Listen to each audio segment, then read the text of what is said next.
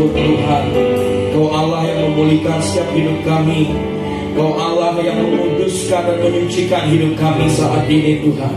Hari ini, waktu ini, saat ini, kami mau Tuhan, kami mau terus memberikan yang terbaik bagi Engkau Raja segala Raja. Karena hidup kami berharga di hadapan-Mu. Karena hidup kami adalah milik-Mu. Seluruh yang kami miliki adalah milik-Mu Tuhan. Oleh karena itu di mana kami masih diberi waktu, diberi kesempatan, kami mau persembahkan semuanya untuk hormat kemuliaan bagi nama Tuhan. Terima kasih ya Roh Kudus. Kami serahkan ibadah hari raya hari ini ke dalam tangan Tuhan. Pujian penyembahan yang sudah kami naikkan, biarkan itu semua menjadi persembahan yang kudus dan berkenan bagi-Mu Yesus. Sebentar kami mau duduk diam, mendengar pesan firman-Mu. Urapi hamba-Mu dan urapi kami semuanya.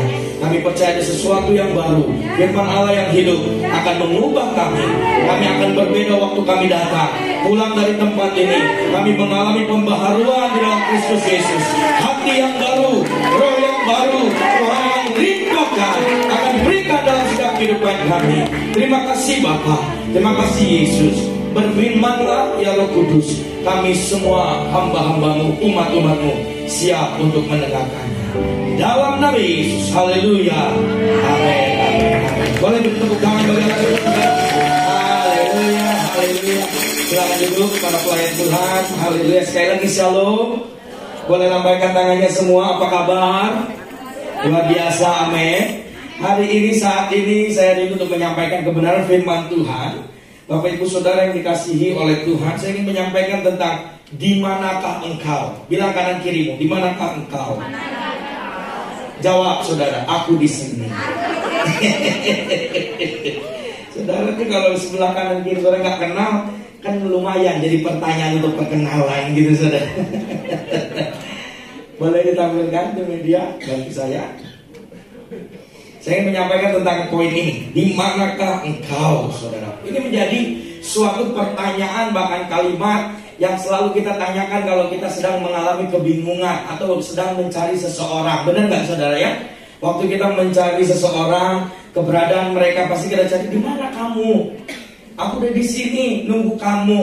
Kadang ini juga menjadi pertanyaan, bahkan kalimat yang Yesus, yang Allah tanyakan kepada kita saat ini. Makanya saya ingin menyampaikan firman Tuhan ini. Ini penting sekali saudaraku. Di manakah engkau? Ya, ayat firman Tuhan di dalam Kejadian 3 ayat yang ke-9 dikatakan. Boleh slide selanjutnya? Nah itu dia. Tetapi Tuhan Allah memanggil manusia itu dan berfirman kepadanya apa? Di manakah engkau? Jadi siapa yang bertanya kepada manusia? Allah sendiri. Nanya pada saat itu karena konteks firman Tuhan tentang Adam dan Hawa, saudaraku. Waktu mereka melakukan dosa, waktu mereka melakukan kesalahan, waktu mereka melakukan perbuatan yang tidak berkenan di hadapan Tuhan, pada saat itu Tuhan katakan, hei anakku, hei Adam Hawa, di manakah engkau? Ini menjadi pertanyaan yang untuk kita juga pikirkan, evaluasi dalam kehidupan kita, saudaraku. Apa yang mau kita bahas? Pertanyaan di manakah engkau dilatar belakangi ketika Adam jatuh dalam dosa. Ya, jadi sebelum jatuh dalam dosa, Allah itu bertemu muka dengan muka bersama Adam. Bisa bertemu. Tapi kenapa ada pertanyaan di manakah engkau? Boleh selanjutnya. Ya. Pertanyaan di manakah engkau dilatar belakangi ketika Adam jatuh dalam dosa, yaitu waktu dia apa? Melanggar ketetapan Tuhan untuk tidak memakan buah yang ada di tengah-tengah Taman Eden. Saudaraku, pertanyaan itu muncul ketika mereka melakukan dosa, ketika mereka melakukan kesalahan. Tapi sebelum-sebelumnya, sebelum mereka melanggar, sebelum mereka berbuat dosa, tidak ada pertanyaan di manakah engkau. Ya, upah dosa adalah maut. Hari ini kita diingatkan, saudara. Hari ini kita belajar dengan firman Tuhan. Kenapa Yesus, kenapa Allah bertanya kepada Adam? Kenapa dipertanyakan keberadaan Adam? Kenapa dipertanyakan keberadaan Hawa, saudaraku? Karena mereka jatuh dalam dosa, sehingga hubungan dia dengan Tuhan terputus. Ada celah, ada tembok, ada jurang yang memisahkan kehidupan mereka. Sehingga waktu mereka melakukan dosa, nanti kita akan bahas saudara, apa yang terjadi. Tapi Tuhan tanya, Allah berfirman, di manakah kalian? Di manakah engkau? Pertanyaan ini ada banyak poin yang akan kita bahas saudara. Ya hari ini ya. Kondisi saat jatuh di dalam dosa, apa yang terjadi? Yang pertama saudaraku, matanya terbuka, melihat bahwa dia dalam keadaan yang memalukan. Jadi sebelum melakukan dosa, ya, sebelum Adam dan Hawa melakukan dosa, jatuh dalam dosa, mereka tidak menyadari kehidupannya, dia tidak pikir malulah, apalah saudara, karena kudus, suci, putih di hadapan Tuhan. Mau nggak kita kembali saudaraku? Kita nggak usah pusingkan tentang dosa kita, tentang apa. Yang penting kita meminta ampun kepada Tuhan. Dia Allah yang adil, Dia akan mengampuni dosamu, Dia akan mengampuni kesalahanmu. Asalkan saudara datang kepada Tuhan dan minta ampun. Jangan datang sok-sokan sama Tuhan. Wah, urusan gue, dosa-dosa gue. Kan gitu. Ya Tuhan kalau mau maafkan, mau ampuni, ya urusan Tuhan. No, saudara, kita merendahkan hati kita. Kita minta ampun. Jadi kondisi seseorang waktu dia jatuh dalam dosa, bahkan Adam dan Hawa kita belajar dalam kitab Kejadian, matanya terbuka. Mereka melihat keadaan mereka sedang kondisi yang memalukan. Terus apa lagi? Mereka berusaha menutupi hal yang membuat dia dalam keadaan memalukan itu. Waktu jatuh dalam dosa, manusia tidak lagi mengandalkan Tuhan, tapi mengandalkan hidupnya, dirinya, untuk menutupi dosa-dosa, kesalahan-kesalahan itu. Tidak bisa. Ya, kita belajar. Lihat, yang ketiga, sudah berusaha menutupi, dia bersembunyi ketika dia mendengar suara langkah Tuhan. Ciri orang-orang yang hidupnya tidak berkenan, bahkan orang-orang yang berdosa, saudara, dia takut mendengar suara Tuhan. Jadi dia selalu bersembunyi. Waktu mendengar suara langkah Tuhan, aduh Tuhan datang. Karena dia menyadari hidupnya tidak layak, hidupnya berbuat sesuatu yang salah di hadapan Tuhan. Hidupnya tidak berkenan di hadapan Tuhan, saudara. Lihat, kita belajar. Waktu Adam dan Hawa mereka bersembunyi, mereka cari pohon yang besar untuk bersembunyi, saudara. Rumput-rumputan yang besar. Waktu kita jatuh dalam waktu Adam dan Hawa mengalami atau melakukan dosa, dia mengalami ketakutan yang berlebihan, saudara. Takut sekali. Terus apa lagi? Mulai ada sikap menuduh atau menyalahkan. Ya. Waktu Adam dan Hawa baik-baik saja, tidak melakukan dosa dan tidak melakukan kesalahan di hadapan Tuhan. Tidak ada sikap untuk menuduh dan menyalahkan satu dengan yang lain. Tapi waktu mereka berbuat dosa, Adam langsung bilang, Tuhan, ditunjukkan dari Tuhan, sebenarnya karena perempuan yang kamu tempatkan. Ini yang banyak disampaikannya bahwa perempuan yang berbuat dosa pertama. Jangan, saudara, saya nggak akan bahas itu. Tapi mulai ada sikap menuduh, mulai ada sikap menyalahkan. Dia Adam tidak datang sebagai laki-laki pria, sebagai kepala. Dia datang kepada Tuhan dan mengakui kesalahannya. Tapi dia datang kepada Tuhan dan menyalahkan wanita yang ada di sampingnya. Wanita, perempuan yang Tuhan sudah berikan menemani hidupnya. Dia bilang, wanita ini, kenapa kamu datangkan wanita ini? Sehingga saya berbuat dosa. Ya, yang saya ambil bukan masalah perempuan atau prianya, tapi mulai ada sikap menuduh, menyalahkan. Waktu Adam dan Hawa jatuh dalam dosa. Dan pertanyaan di manakah engkau juga adalah pertanyaan Tuhan yang pertama kepada umat manusia. Pertanyaan ini masih ditanyakan kepada kita hari ini dan akan ditanyakan setiap saat dimanapun kita berada. Setuju, saudara? Ya, dan saya tanya, di mana engkau? Itu Tuhan malunya. Saya kemarin baru ini, Tuhan. Malu kali aku, Tuhan. Malu kali. Ya. Pertanyaan terus berlaku. Pertanyaan ini mengindikasikan, hanya ini harus dihilangkan, mengindikasikan bahwa Allah dan Adam tidak lagi dalam satu relasi, tetapi sudah terpisah. Sebab tidak ada orang yang menanyakan keadaan orang tersebut bila mereka masih berjalan bersama-sama. Saudara, kalau kita berjalan bersama-sama dengan pasangan kita lah, dengan teman kita, saudara, kita tanya nggak, di mana engkau?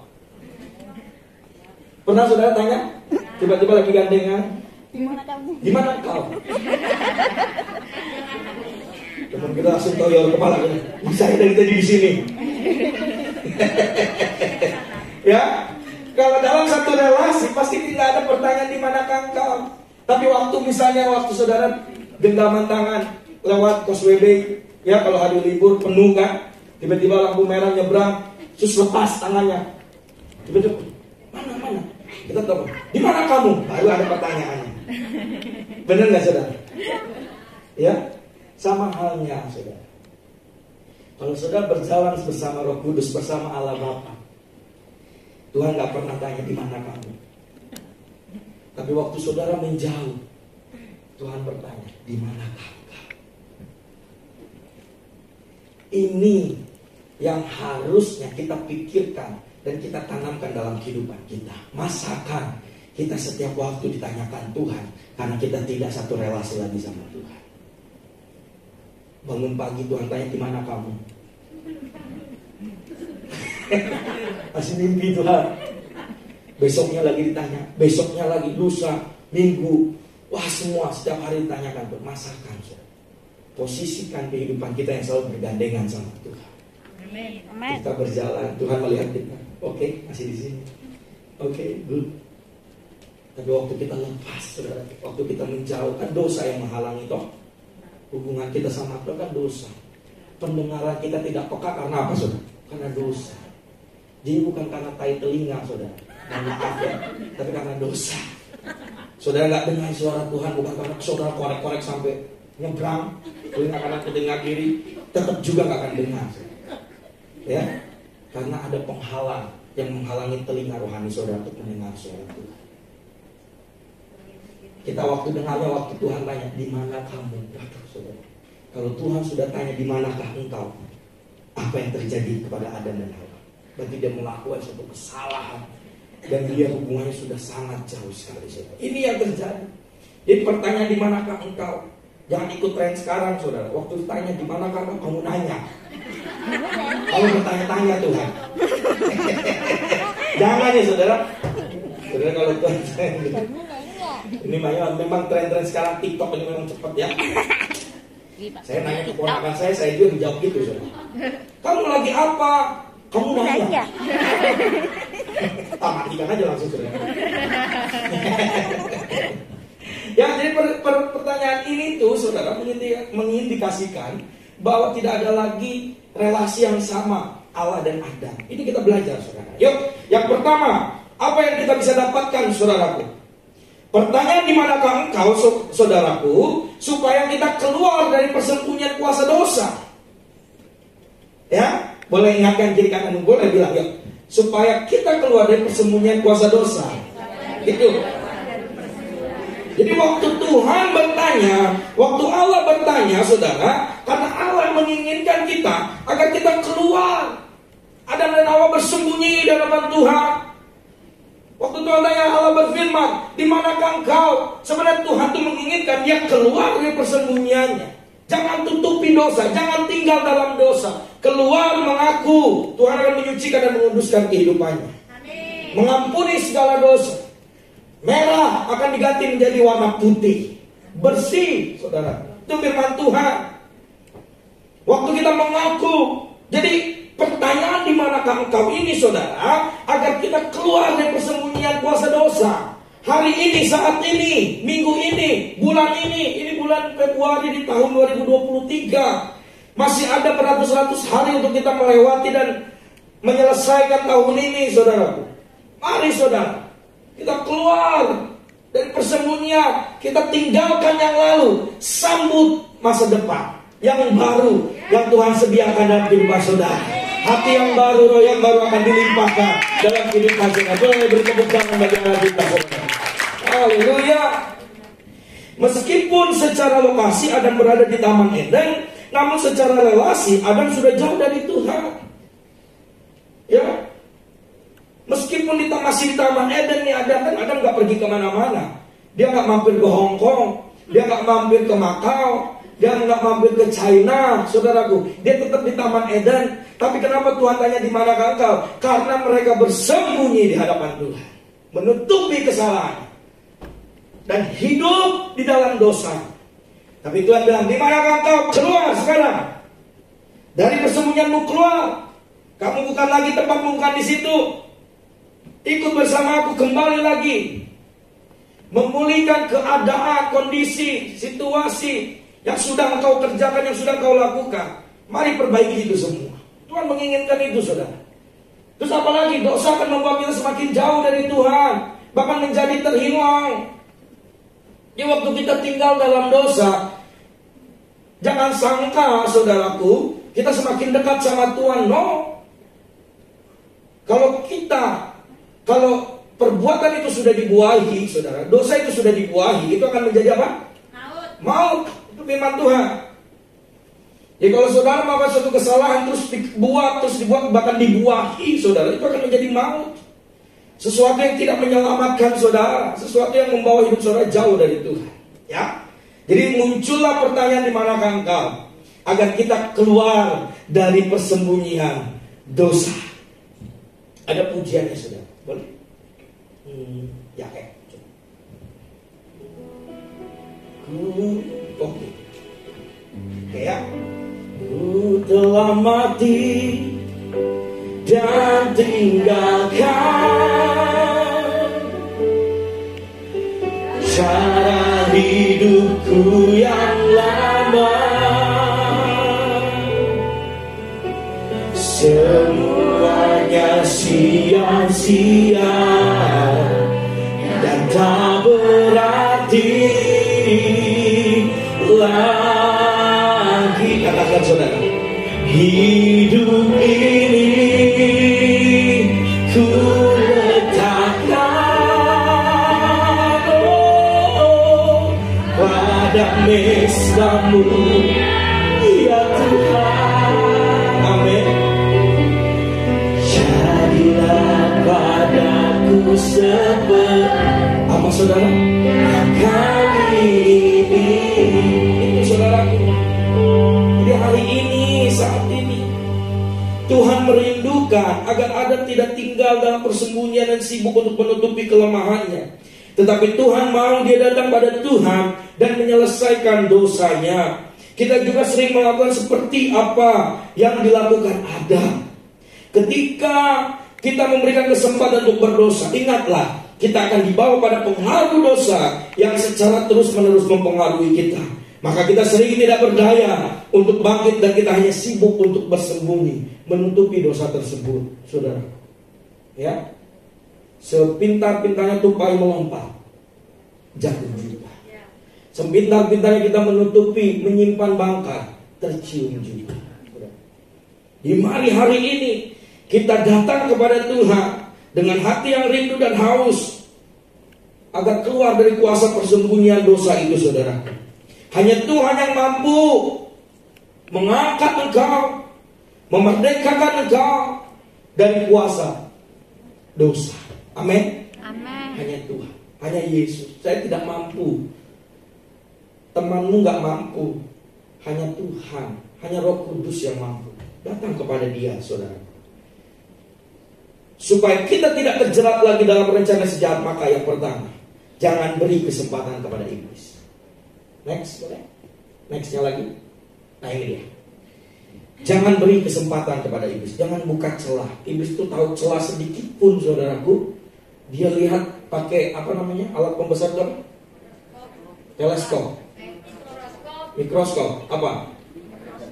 Kaca pembesar. lebih cepatnya kaca pembesar, ya. Thank you, Pak James. Pak James dengan sumber jawaban. Ya, jangan beri kesempatan kepada iblis. Karena sedikit pun, saudara, iblis itu pakai kacamata, kaca pembesar. Jadi waktu lihat sedikit, dia lihat besar. Jadi dia akan masuk, menguasai kehidupan kita. Yang kedua, lawan. No, baiknya. Ini. Kembali. Lawan, saudaraku. Ya. Jadi yang pertama, jangan beri kesempatan. Yang kedua, lawan. Yang ketiga apa? Waspada. Nah, ini Bang Napi, saudaraku bilang. Tahu ya? Pernah ada yang nonton? Waspada. Waspada. Itu, saudara. Sikap waspada itu sikap yang sigap, saudara. Siap. Di waktu musuh datang, kita siap. Kita sigap, saudaraku, untuk menghadapinya. Dan yang ketiga, yang keempat, pakai perlengkapan senjata Allah yang Tuhan sudah berikan dalam kehidupan. Amin. Amin. Itu yang pertama. Jadi maksud pertanyaan, di manakah engkau saudaraku, agar kita keluar dari persembunyian kuasa dosa. Ya. Yang kedua adalah, di manakah engkau, karena firman-Nya adalah firman yang memulihkan. Bilang kanan kirimu, firman yang memulihkan. Ya. Ada kalanya jika kita ditegur firman Tuhan, kita acuh tak acuh, sepele dan menutup telinga. Ada di sini? Nggak ada lah ya. Boleh lihat kiri kanan udah. Ada nggak ya? Nggak ada lah. Haleluya. Ya, ada kalanya jika kita ditegur firman Tuhan, kita acuh tak acuh, sepele, dan bahkan kita menutup telinga, saudara. Kalau kita menyadari bahwa firman Allah adalah firman yang memulihkan, pastinya kita harus terapkan, harus kita tanamkan dalam hidup kita firman Allah itu. Akan memulihkan saudara, memulihkan kehidupan kita. Allah menyatakan firman-Nya kepada Adam, supaya Adam mengalami pemulihan. Jadi di manakah engkau, ini banyak maknanya saudara, ya.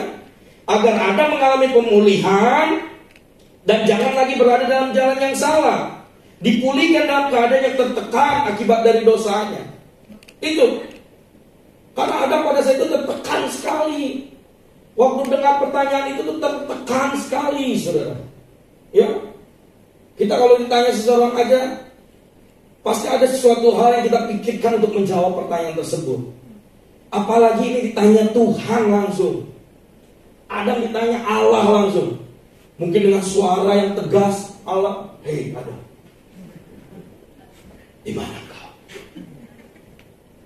Langsung Adam gemetar, Tuhan, saya gak mau keluar dari persembunyian ini. Dia tidak mau memberikan dirinya untuk dipulihkan. Dia tidak mau memberikan dirinya untuk dibaharui di dalam kemuliaan Allah. Dan dia tidak mau mengakui segala apa yang sudah dia perbuat. Jadi hari ini saudara, firman Tuhan adalah firman yang memulihkan kehidupan.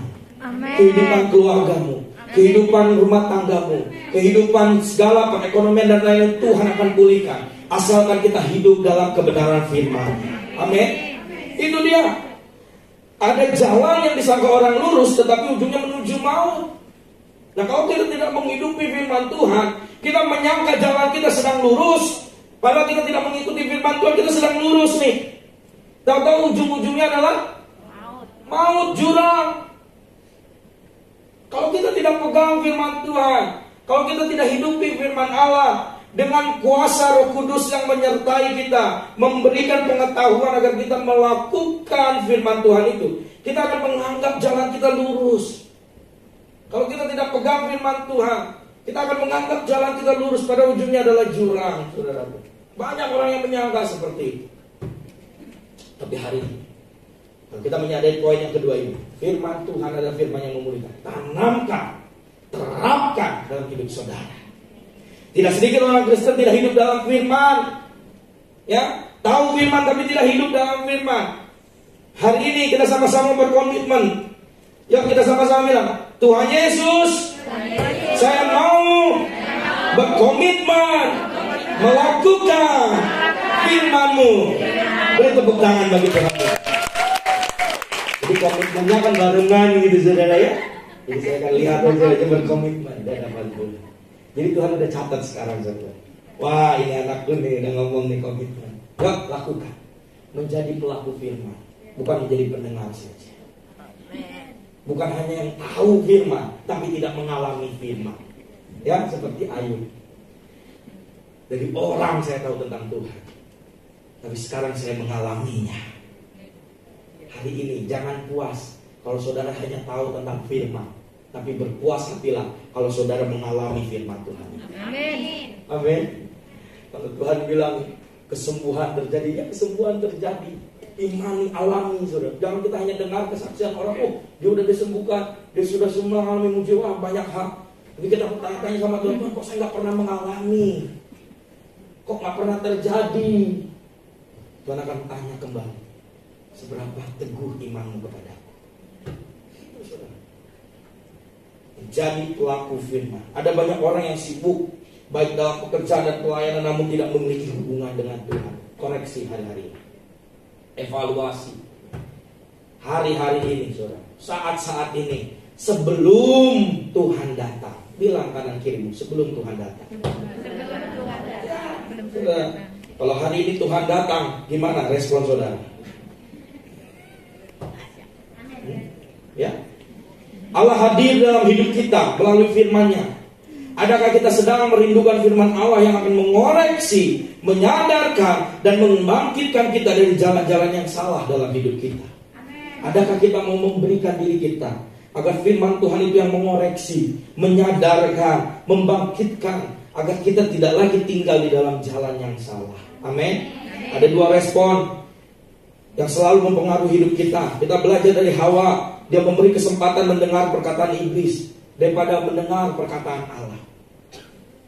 Hari ini saudara ada di nomor 1 atau nomor 2? Respon saudara di hari-hari ini. Apakah waktu saudara mengalami permasalahan, tantangan, pergumulan, saudara memberikan kesempatan bukan mendengar perkataan Tuhan, tapi perkataan dunia yang selalu menuduh saudara?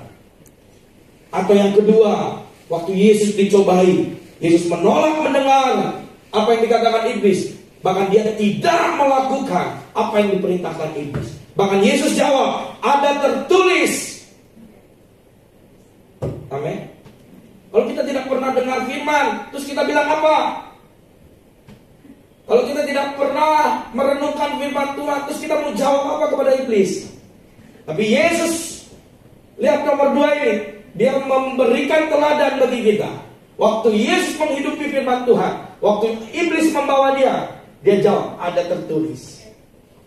Ada tertulis dan ada tertulis. Tuhan Yesus pun mengajarkan kita. Dia tidak bilang ucapan saya, perkataan saya, no. Tapi ada tertulis firman-Nya seperti ini. Ada tertulis firman Allah seperti ini. Karena firman Allah yang berkelas. Amin ya saudara. Next, yuk. Apa saja kuasa dan manfaat dari firman Tuhan? Next, satu lagi. Saya akan lewat dengan poin ini. Firman Allah memiliki kuasa memberikan kehidupan, menuntut orang pada jalan keselamatan. Firman Allah membentuk karakter kehidupan kita, membangunkan iman kita, membangun iman kita. Manfaat dan kuasa firman Tuhan memberikan sukacita dan damai sejahtera, membimbing kita dalam membuat keputusan-keputusan dalam kehidupan kita. Lihat, perhatikan saudara manfaat firman Tuhan ini. Firman Tuhan itu banyak khasiatnya. Saudara kalau minum jamu pasti yang banyak khasiat toh? Ya? Misalnya yang lagi diet, cari yang langsing toh, jamu. Tapi dari jamu itu banyak. Ya kan? Banyak jenisnya, banyak tipenya. Kita pilih yang paling khasiat. Banyak orang yang mungkin menceritakan tentang kualitas jamu ini. Kita cari dan kita minum agar manfaatnya kita rasakan, gitu kan saudara? Nih firman Tuhan, kalau saudara sudah tahu kuasa dan manfaatnya, wah saudara, harusnya saudara isi terus hidup saudara dengan firman Tuhan, gitu. Karena manfaatnya banyak. Memiliki kuasa memberikan kehidupan, menuntut saudara, membentuk karakter saudara, membangun iman, memberikan sukacita dan damai sejahtera, dan membimbing kita dalam membuat keputusan-keputusan dalam kehidupan kita. Ya. Terus apalagi? Memberikan perlindungan, mendatangkan berkat rohani dan jasmani. Amin. Mendatangkan berkat, memberikan keberhasilan atau kesuksesan sejati, bukan hanya di dunia ini saja, tapi nanti di kekekalan juga. Yang setia akan diberikan upah, mahkota kehidupan. Sudah kan senang ya, tiba-tiba saya panggil, saya siapa? Anak-anak, ayo saya kasih mahkota. Oh senang, dia pulang ke rumah. Gitu. Mahkota yang dipakai terus. Bukankah saudara juga senang dong waktu Tuhan panggil nama saudara? Anak kesini, kasih mahkota kehidupan. Ih saudara, kemilau. Jangan dipikirkan saudara langsung mikir, tak jual berapa kilo ya. Gak ada lagi saudara, jangan beli di surga ya. Jadi harus kita menghidupi. Ada pujiannya saudara. Ku renungkan firman-Mu siang dan malam, ku pegang perintah-Mu dan ku lakukan. Kau tahu ya Tuhan, tujuan hidupku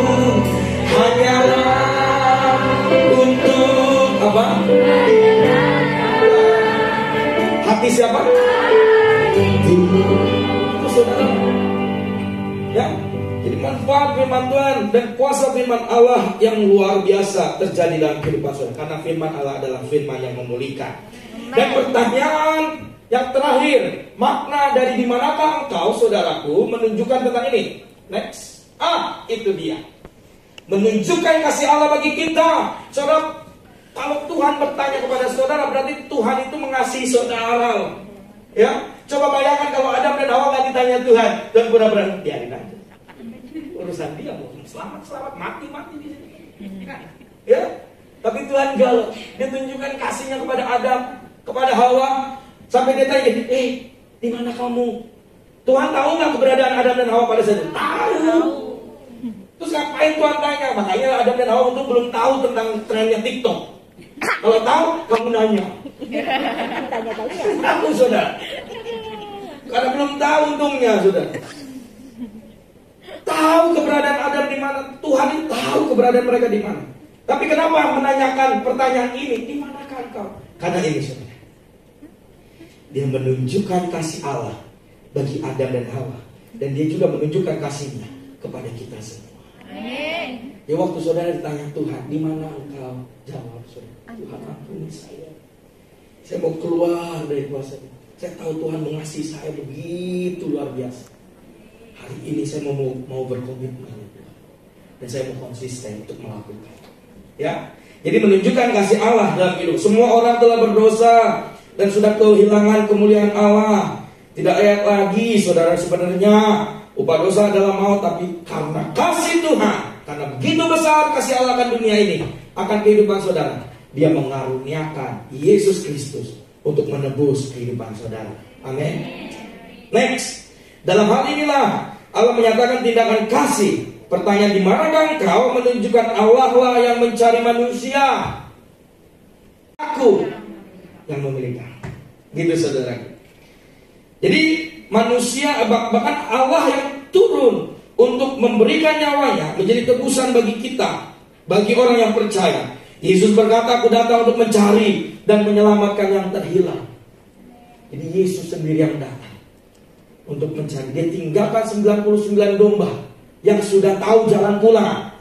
Saudara, yang kan banyak tafsiran di situ. Kenapa Tuhan tinggalkan? Tuhan tega, 99 ditinggal. Kalau dimakan beruang, dimakan singa, Tuhan lebih peduli sama satu orang itu. Bukan, saudara. Bukan sejahat itu, segampang itu. Karena Tuhan tahu 99 ini tahu jalan pulang dan sudah dekat kepada kandangnya. Tuhan tinggalkan dan cari satu yang terhilang. Karena dicek, lah satunya mana? Dicari lah. Kadang kita memilih 99 daripada satu. Angkanya lebih banyak mana? 99. Tapi Tuhan mengajarkan kita, aku pun kalau satu hilang, saya akan cari dia. Itu saudara ya. Amen. Jadi jangan bilang Tuhan jahat ditinggalkan 99 saudara. Itu ya. Jadi Yesus sedang berbicara kepada kita. Jadi menunjukkan kasih Allah, Yesus sedang berbicara dalam kehidupan kita. Haleluya. Efesus 2 ayat 8 sampai 9.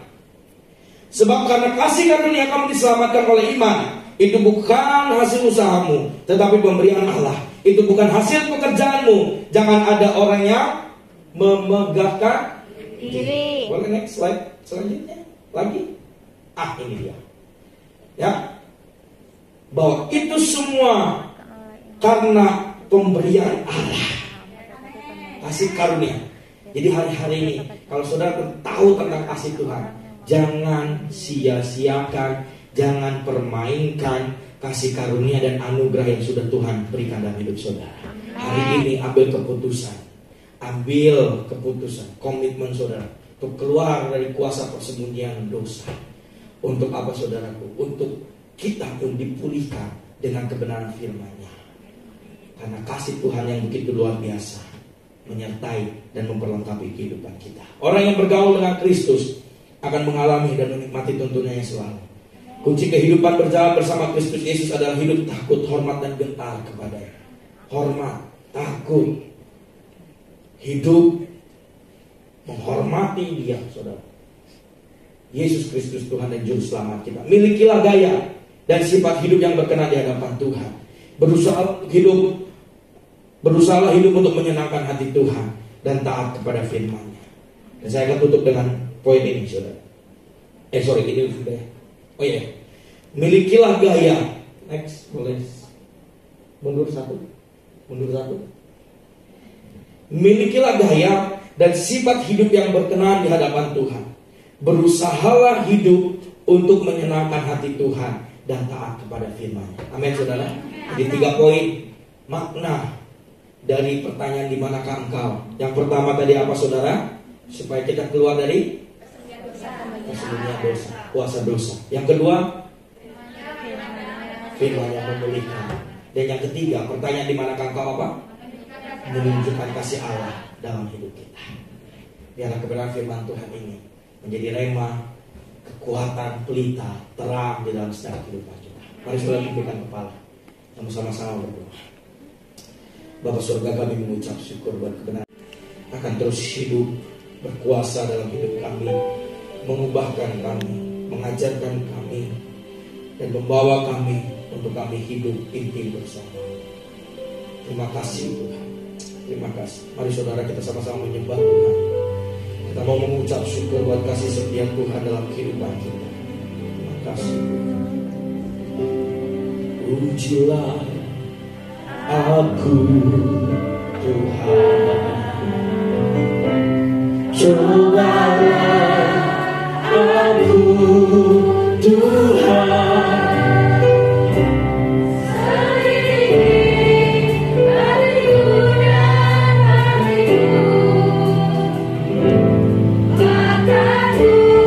Tertuju padaku, lebih sebaik katakan aku cinta